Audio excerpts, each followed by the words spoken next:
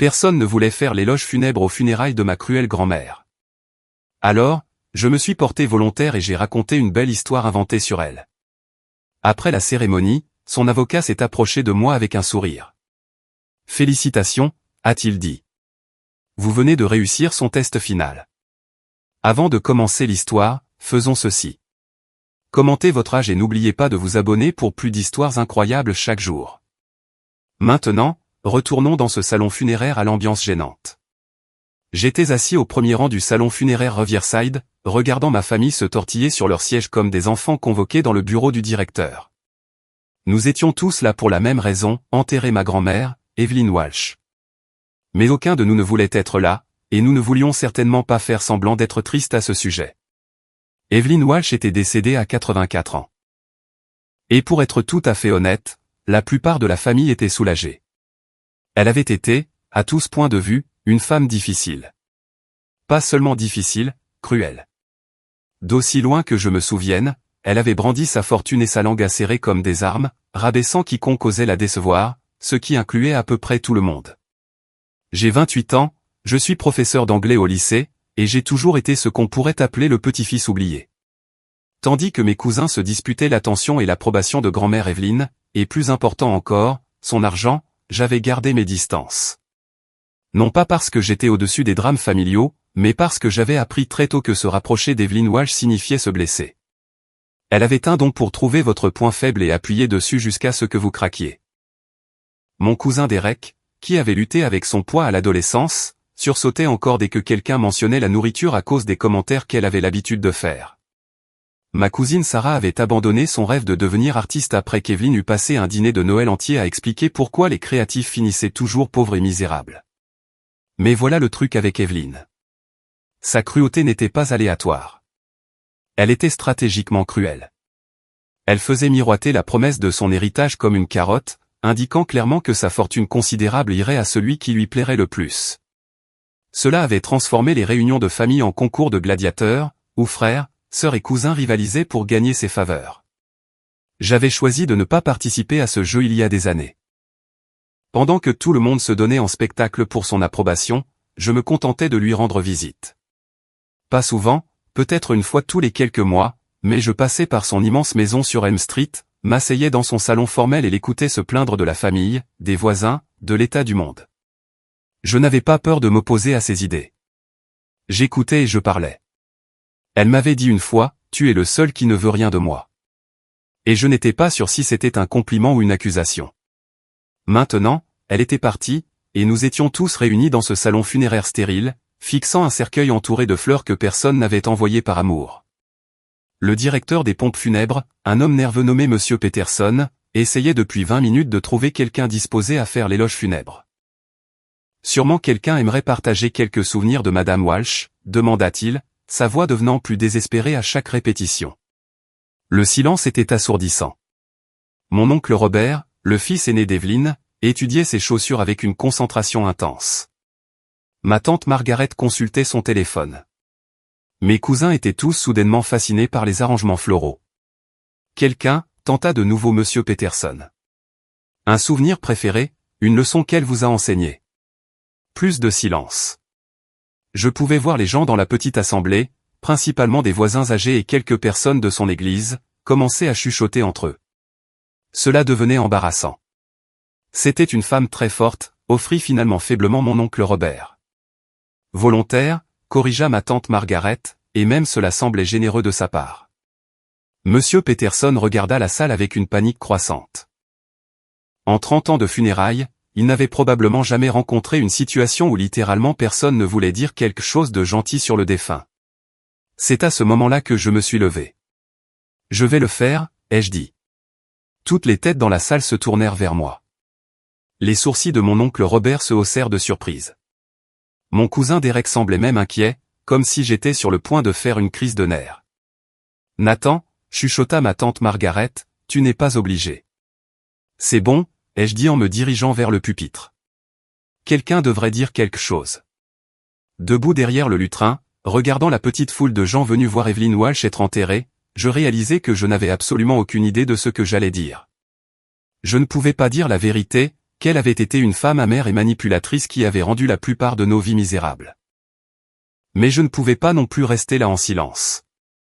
Alors j'ai fait quelque chose que je n'avais jamais fait de ma vie. J'ai menti, complètement, de bout en bout, et avec une conviction absolue.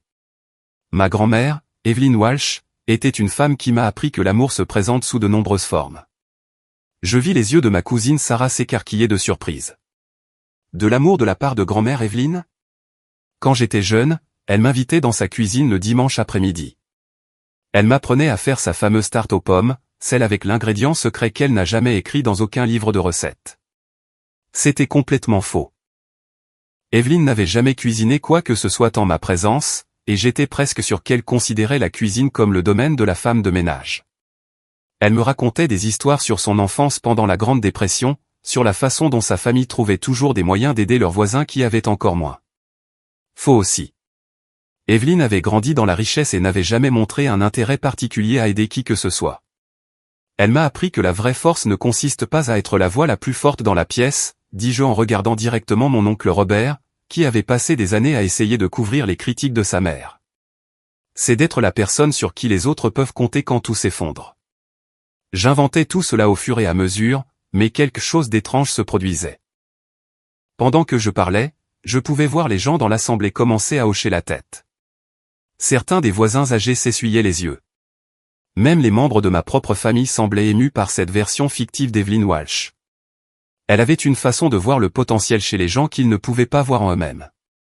Elle vous poussait, oui, mais seulement parce qu'elle croyait que vous étiez capable de plus que ce que vous pensiez possible. C'était peut-être le plus gros mensonge de tous. Les pressions d'Evelyn avaient toujours ressemblé davantage à une guerre psychologique qu'à de l'encouragement. Je me souviens de la dernière conversation que j'ai eue avec elle. Elle m'a dit que la chose la plus importante dans la vie n'était pas ce que l'on accumulait, mais ce que l'on donnait. Elle disait que la gentillesse était la seule monnaie qui comptait et que les personnes les plus riches étaient celles qui faisaient en sorte que les autres se sentent valorisés. L'ironie d'attribuer ces mots à Evelyn Walsh, une femme qui avait amassé argent et affection comme un dragon gardant son trésor, ne m'a pas échappé. Mais en regardant les visages dans l'assemblée, je pouvais voir que mes paroles avaient un effet. Ma grand-mère n'était pas toujours facile à comprendre, dis-je, et cela, enfin, était la vérité. Elle avait des standards élevés, et elle ne tolérait pas les imbéciles, mais sous cette apparence dure se cachait une femme qui se souciait profondément de sa famille et de sa communauté. Je fis une pause, regardant le cercueil où Evelyn reposait dans sa plus belle robe, se retournant probablement dans sa tombe devant le portrait de sainte que je peignais d'elle. Elle m'a appris que parfois, les personnes les plus difficiles à aimer sont celles qui en ont le plus besoin, ai-je conclu, et que le vrai caractère se révèle non pas dans la façon dont nous traitons ceux qui peuvent nous aider, mais dans la façon dont nous traitons ceux qui ne le peuvent pas. Je me suis reculé du pupitre sous une salve d'applaudissements qui semblait surréaliste. Les gens applaudissaient réellement pour un éloge funèbre sur Evelyn Walsh. Ma tante Margaret pleurait. Mon cousin Derek hochait la tête en signe d'approbation. Même le directeur des pompes funèbres avait l'air soulagé. En retournant à ma place, je ressentis un mélange de culpabilité et de satisfaction. J'avais menti effrontément. Mais j'avais aussi donné à Evelyn une dignité dans la mort qu'elle avait rarement montrée dans la vie. J'avais créé une version d'elle que les gens pouvaient pleurer, même si cette version n'avait jamais réellement existé. Le reste de la cérémonie se déroula dans un flou. Nous avons chanté des hymnes qu'Evelyn n'avait probablement jamais fredonnés, écouté des prières sur la miséricorde et le pardon qu'elle pratiquait rarement, et regardé son cercueil être porté par des porteurs, qui étaient probablement les seules personnes dans la salle à être payées pour être là. Au cimetière, alors que nous regardions Evelyn Walsh être descendue en terre, je ressentis un étrange sentiment de clôture. Non pas parce que j'étais triste de la voir partir, mais parce que j'avais réussi à lui donner quelque chose qu'elle n'avait jamais donné à personne d'autre, le bénéfice du doute.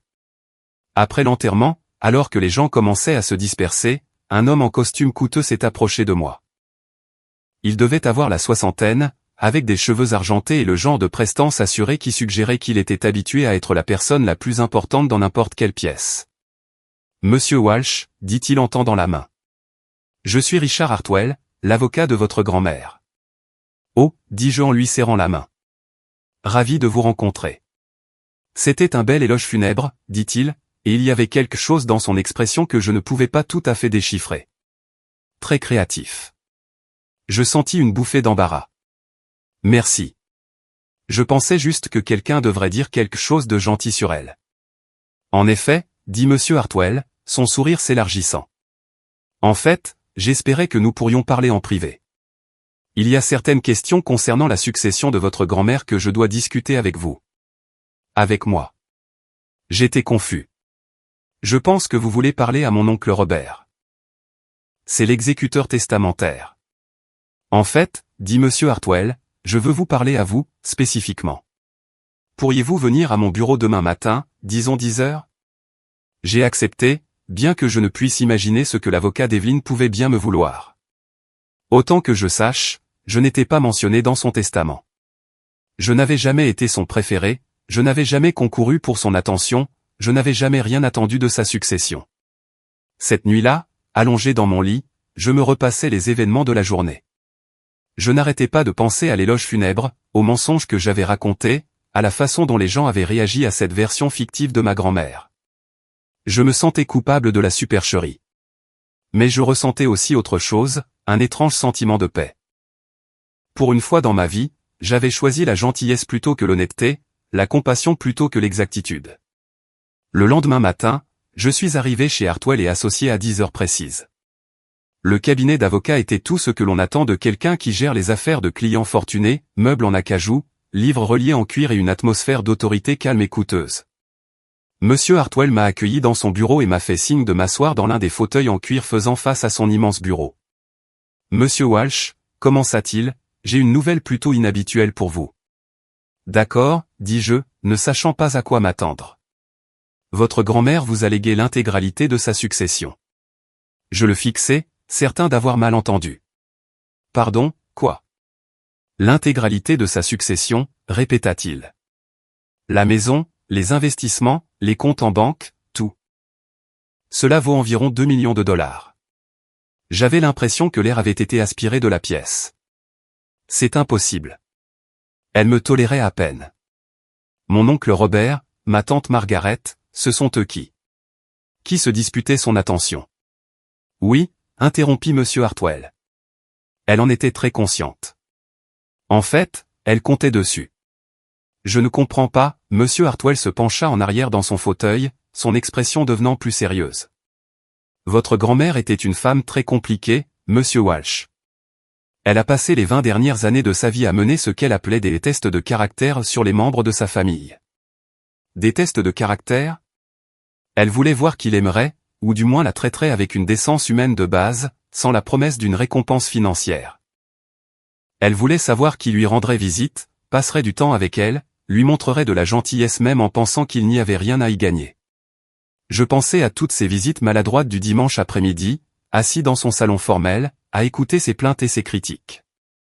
Je n'avais jamais apprécié ces visites, mais je n'en avais jamais rien attendu non plus. La plupart des membres de votre famille, continua monsieur Hartwell, ne montraient d'intérêt pour votre grand-mère que lorsqu'ils voulaient quelque chose, de l'argent pour un acompte sur une maison, de l'aide pour les frais de scolarité, une assistance pour des projets d'entreprise. Ils la voyaient comme une banque, pas comme une personne. Mais je ne lui ai jamais rien demandé, dis-je. Exactement, sourit monsieur Hartwell. Vous étiez le seul à lui rendre visite régulièrement sans rien vouloir en retour. Vous étiez le seul à la traiter comme un être humain plutôt que comme une source potentielle de revenus. Mais elle était. Elle n'était pas une personne gentille, dis-je, me sentant déloyal même en le disant. Non, convint monsieur Hartwell. Elle ne l'était pas. Elle était difficile, exigeante et souvent cruelle. Mais elle testait aussi tout le monde autour d'elle, essayant de voir qui lui montrerait une compassion humaine de base, même quand elle ne le méritait pas. Il fouilla dans le tiroir de son bureau et en sortit une enveloppe scellée avec mon nom écrit dessus de l'écriture familière en pâte de mouche d'Evelyn. Elle a laissé ça pour vous, dit-il. Avec des instructions pour que cela ne vous soit donné que si vous réussissiez son test final. Quel était le test final? L'éloge funèbre, dit monsieur Hartwell. Elle savait que personne dans la famille ne voudrait parler à ses funérailles. Elle savait que la plupart des gens ne diraient rien ou auraient du mal à trouver quelque chose de vraiment positif à dire sur elle. Elle voulait voir si quelqu'un choisirait la gentillesse plutôt que l'honnêteté, la compassion plutôt que l'exactitude. Je pris l'enveloppe avec des mains tremblantes. Donc, elle savait que je mentirais? Elle espérait que vous choisiriez de voir le meilleur en elle, même si ce meilleur était imaginaire, dit monsieur Hartwell. Elle espérait que quelqu'un dans sa famille l'aimerait assez pour lui donner une dignité dans la mort, même si elle ne l'avait pas mérité dans la vie. J'ouvris l'enveloppe et dépliai la lettre à l'intérieur. Elle était écrite de la calligraphie soignée d'Evelyne. Mon cher Nathan, si tu lis ceci, cela signifie que tu as réussi mon test final. Cela signifie que tu as choisi de parler gentiment de moi à mes funérailles, même si je t'ai donné très peu de raisons de le faire de mon vivant. Je sais que je n'étais pas une femme facile à aimer. Je sais que j'étais souvent cruelle, manipulatrice et exigeante. Je sais que j'ai blessé des gens, y compris toi, avec mes mots et mes actions. Mais je veux que tu comprennes pourquoi. Quand j'étais jeune, j'ai appris que les gens profiteraient de la gentillesse. J'ai appris que la générosité était souvent perçue comme une faiblesse, que la confiance était fréquemment trahie et que l'amour était quelque chose qui pouvait être retiré sans avertissement. Alors, j'ai construit des murs autour de mon cœur, et j'ai testé tous ceux qui essayaient de s'approcher de moi. J'ai testé ton oncle Robert en critiquant ses décisions commerciales pour voir s'il me rendrait encore visite quand je ne le soutenais pas. Il a échoué. J'ai testé ta tante Margaret en refusant d'aider avec les frais de scolarité de ses enfants pour voir si elle m'appellerait encore quand je n'étais pas utile. Elle a échoué. J'ai testé tes cousins de dizaines de petites manières, et ils ont tous échoué. Mais toi, Nathan, tu n'as jamais échoué. Tu m'as rendu visite même quand j'étais difficile. Tu as écouté mes plaintes. Tu m'as parlé. Tu m'as traité avec un respect humain de base même quand je ne te traitais pas de la même manière. Je sais que tu penses probablement que je n'ai pas remarqué ta gentillesse, mais je l'ai fait. Chaque visite, chaque conversation patiente, chaque moment que tu as choisi de passer avec une vieille femme amère qui avait très peu à offrir en retour. J'ai tout remarqué. L'argent que je te laisse n'est pas une récompense pour avoir été mon petit-fils préféré. C'est une reconnaissance de ton caractère. Tu m'as montré de la compassion quand je ne la méritais pas, et c'est la qualité la plus rare et la plus précieuse qu'une personne puisse posséder. J'espère que tu utiliseras cet héritage pour construire une vie qui te rend heureux. J'espère que tu seras plus gentil avec les autres que je ne l'ai été, et j'espère que tu te souviendras que parfois, les personnes les plus difficiles à aimer sont celles qui en ont le plus besoin. Merci d'avoir vu quelque chose de bon en moi, même quand ce n'était pas là. Avec tout mon amour et mon respect, ta grand-mère, Evelyne. J'ai lu la lettre 2 fois, les larmes brouillant ma vision. Quand j'ai levé les yeux, Monsieur Hartwell me regardait avec une expression douce. Elle ne vous testait pas pour être cruelle, dit-il doucement. Elle vous testait parce qu'elle avait été blessée tellement de fois qu'elle avait oublié comment faire confiance. Mais elle n'a jamais oublié comment reconnaître la vraie gentillesse quand elle la voyait. Je me sens terriblement mal, dis-je. Toutes ces années, j'ai pensé qu'elle n'était qu'une vieille femme amère. Je n'ai jamais réalisé qu'elle était seule. Elle était les deux, dit Monsieur Hartwell, amère et seule. Mais elle était aussi observatrice et, à sa manière, sage. Elle savait que le vrai caractère se révèle non pas dans la façon dont nous traitons ceux qui peuvent nous récompenser, mais dans la façon dont nous traitons ceux qui ne le peuvent pas. J'ai quitté le cabinet d'avocat ce jour-là avec un chèque de banque de 2 millions de dollars et une compréhension complètement différente de ma grand-mère. Elle avait été difficile, oui, mais elle avait aussi été humaine. Elle avait été cruelle, mais elle avait aussi testé le monde pour voir si quelqu'un choisirait la gentillesse plutôt que l'intérêt personnel. Au cours des semaines suivantes, alors que je digérais l'héritage et la révélation sur la vraie nature de ma grand-mère, je me suis mis à penser différemment à notre relation. Ces visites maladroites du dimanche après-midi que j'avais endurées par obligation prirent soudain un nouveau sens.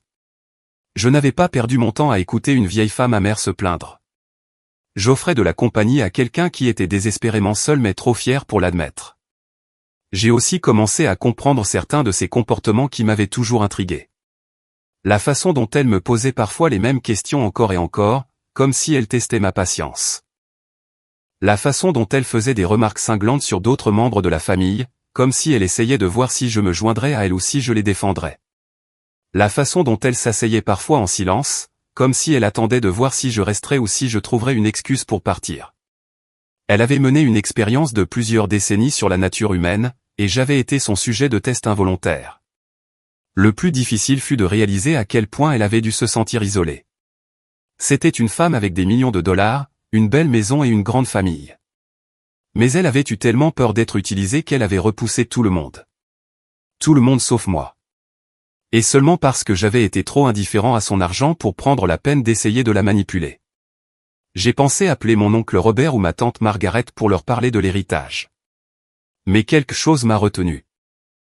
Ils avaient passé des années à se disputer l'approbation d'Evelyne, à faire des démonstrations d'affection élaborées chaque fois qu'ils pensaient que cela pourrait leur être financièrement bénéfique. Comment réagirait-il en apprenant que le petit-fils qui n'avait jamais essayé de gagner ses faveurs était celui qui l'avait réellement gagné? Au lieu de cela, j'ai décidé de garder l'héritage privé, du moins pour l'instant. J'ai utilisé une partie de l'argent pour rembourser mes prêts étudiants et acheter une petite maison, mais j'ai fait attention à ne pas apporter de changements spectaculaires à mon style de vie qui pourrait soulever des questions. Le changement le plus profond n'était pas financier. Il était émotionnel. Je me suis surpris à penser à d'autres personnes dans ma vie qui pouvaient être difficiles ou exigeantes, me demandant si leur comportement était un mécanisme de défense plutôt que leur vraie nature. Je suis devenu plus patient avec mes élèves, plus compréhensif avec des collègues difficiles, plus disposé à accorder aux gens le bénéfice du doute. 6 mois après les funérailles, je nettoyais la maison de ma grand-mère, ma maison maintenant, quand j'ai trouvé quelque chose qui a bouclé la boucle. Caché dans le placard de sa chambre, derrière une rangée de robes de soirée qu'elle portait rarement, se trouvait un album de souvenirs. Il était rempli de choses que je n'aurais jamais su qu'elle avait gardées. Des bulletins scolaires de mes années de primaire. Des coupures de journaux de l'époque où j'avais remporté un prix d'enseignement. Un programme de ma remise de diplôme universitaire, à laquelle je ne me souvenais même pas qu'elle avait assisté. Des photos de moi à diverses réunions de famille, soigneusement découpées et collées avec de petites légendes manuscrites. Nathan à Noël, 12 ans. Premier jour de lycée de Nathan. Nathan aidant à faire la vaisselle. Un si bon garçon. Elle avait prêté attention depuis le début. Alors que je pensais qu'elle me remarquait à peine, elle avait documenté ma vie comme une grand-mère fière. La prise de conscience était à la fois réconfortante et déchirante. Sur la dernière page de l'album se trouvait une photo que je n'avais jamais vue auparavant. C'était une photo de moi et d'Evelyne à ma fête de remise de diplôme du lycée, assis ensemble sur sa terrasse arrière. Je lui montrais quelque chose sur mon téléphone et elle se penchait, souriant réellement. Je n'avais aucun souvenir de ce moment, mais quelqu'un l'avait capturé, et elle l'avait chéri assez pour le mettre dans son album secret. Sous la photo, de son écriture soignée, elle avait écrit « Mon cher Nathan, le seul qui me voit comme une personne, pas comme un compte en banque. J'espère qu'un jour il comprendra à quel point ces visites comptent pour moi. » Je me suis assis par terre dans son placard, entouré des preuves d'un amour dont je n'avais jamais connu l'existence, et j'ai pleuré. Non pas pour la femme amère et difficile que j'avais cru qu'elle était, mais pour la femme seule et effrayée qu'elle avait réellement été. Une femme qui avait eu si peur d'être blessée qu'elle avait caché son amour derrière des murs de cruauté et des tests de caractère. L'éloge funèbre que j'avais fait à ses funérailles, les beaux mensonges que j'avais racontés sur sa gentillesse et sa sagesse, ne me semblaient soudain plus des mensonges. Ils ressemblaient à une prophétie. C'était la vérité sur qui elle aurait pu être, qui elle voulait être si elle n'avait pas eu si peur. 1 an plus tard, j'enseignais toujours dans le même lycée, vivant toujours tranquillement de mon héritage, pensant toujours aux leçons que ma grand-mère m'avait enseignées sans que ni l'un ni l'autre ne s'en rende compte. J'avais appris que la gentillesse n'a pas besoin de raison, que la compassion n'a pas besoin d'être méritée, et que parfois les personnes les plus difficiles sont celles qui ont le plus besoin d'amour. Je n'ai jamais parlé de l'héritage à ma famille. Je les ai laissés penser que l'argent d'Evelyne était allé à des œuvres de charité, comme M. Hartwell avait suggéré que ce serait le cas si personne ne réussissait son test final. D'une certaine manière, il était allé à une œuvre de charité. Il était allé à quelqu'un qui avait appris à voir au-delà de la surface des personnes difficiles et à reconnaître l'humanité en dessous. Parfois, je visite encore sa tombe, apportant des fleurs et m'asseyant tranquillement à côté de sa pierre tombale. Je lui parle de mes élèves, des petits actes de gentillesse que j'essaie d'accomplir en sa mémoire, des façons dont sa dernière leçon continue de changer ma vision du monde. Et parfois, quand le vent souffle juste comme il faut, je jure que je peux entendre sa voix, non plus vive et critique, mais chaude et reconnaissante. Merci d'avoir vu quelque chose de bon en moi, même quand ce n'était pas là. La vérité, c'est que c'était là depuis le début. C'était juste caché derrière des années de blessures et de peur, et le besoin désespéré de protéger un cœur qui avait été brisé trop de fois.